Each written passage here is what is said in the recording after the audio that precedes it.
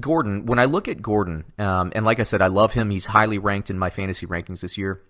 What concerns me is when Gordon went down last year, the Chargers still won, right? Well, of course they did. Yeah. Because running back doesn't matter. Sorry. Yeah, you're right. And Eckler, who's, kind of the third down back in there, I think he had a game or two where he filled in and he was good. And then there was a game, I think, where maybe even two games where Gordon was hurt late last season and Eckler was out.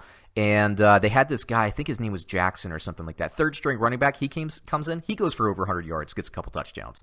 It doesn't matter. It doesn't matter. It's the reality. And so, like Gordon, like you were saying, Brad, like you have a very limited time. When you're a running back in today's NFL, you have less time. So I get it, man. I get why Gordon's holding out because it's like, he has an injury history and he has he could be passing the depth chart if he blows his ACL out, and then what are you looking at? You could be in a situation where you're going to free agency and getting $2 million a year. And well, listen, I don't pity these guys, okay? Because this is real life we're talking about, all right? Mm-hmm. Every profession, every gender, every race, there's realities in life, okay? And they chose a violent profession that only a young man, for the most part, can do, okay?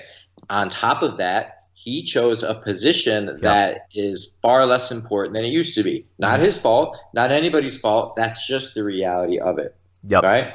So it's this isn't 1988. Yeah. Let's look at the Giants, who have maybe the best running back or talent coming out of the backfield in the entire league, arguably Saquon Barkley. Yep. What's their over/under for this year? Yeah, I know. I can't actually. Right? It doesn't matter. 6 wins. You're right. 6, but he's the best one though. So how can that be? Yeah, I know. Because the reality is, it doesn't matter. So I wouldn't pay Melvin Gordon. I'd let somebody else go pay him. And that's why I think this is going to be very tricky, because I agree with you 100%. With respect to the Chargers specifically, I don't pay Melvin Gordon because I think Eckler, I think that, these guys, and Phillip Rivers, let's face it, Phillip Rivers is what makes this offense go.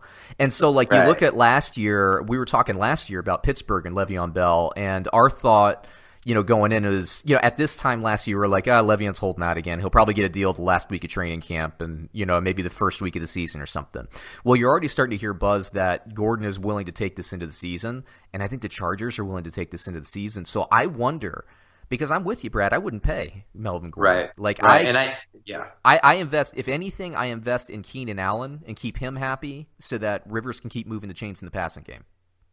Right, exactly. And I didn't mean to talk out both sides of my mouth because we first started talking about Michael Thomas. Now, I don't know what he's asking for, but I think he's only 26 years old if I'm correct.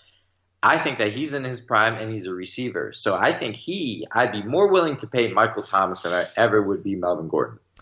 Agreed. And, you look at, Breeze. Breeze completes what did he complete? Something stupid, like 75% last year. It was crazy. And a lot of those completions went to Michael Thomas, man. Like, Michael Thomas is absolutely elite. And he's fantastic. He's 6'3", 200 pounds. I mean, the guy, he runs like a deer, and he's long, and he's in his prime.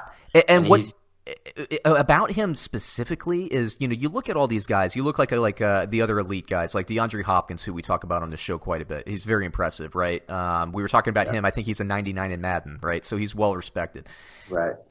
You look at, let's take another receiver like a Devontae Adams. Like, Devontae Adams now makes contested catches. Right. He gets separation and everything, and maybe the new offensive system, we can talk about that today a little bit, but he gets catches. Michael Thomas, I don't know if it's scheme, I don't know if it's talent, I think it's a combination of the two. The dude, it's Michael Thomas, right? He's a huge focal point of that offense. He always has 4 yards of separation. It's insane.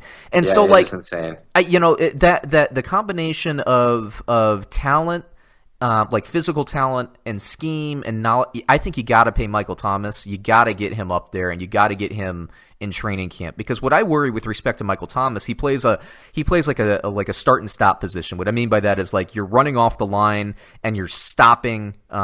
Just think about like a stop and go route or like a deep out, right? You're running full speed and then you change directions 90 degrees, right? So you're running full speed, you're putting that load and that torque on your knees and ankles. You want his body in camp acclimating to that. You don't want to get him in there in like the third week of training camp and then him basically starting cold, because that's when you start to see more of these guys like, shred those knees or those ankles. We saw last year with Des Bryant, he got to the Saints actually like halfway through the season and he blew out his Achilles in the first week. You need that, those ligaments and those tendons and those legs, they need that. And so like if I'm the Saints, I'm trying to get Thomas in specifically.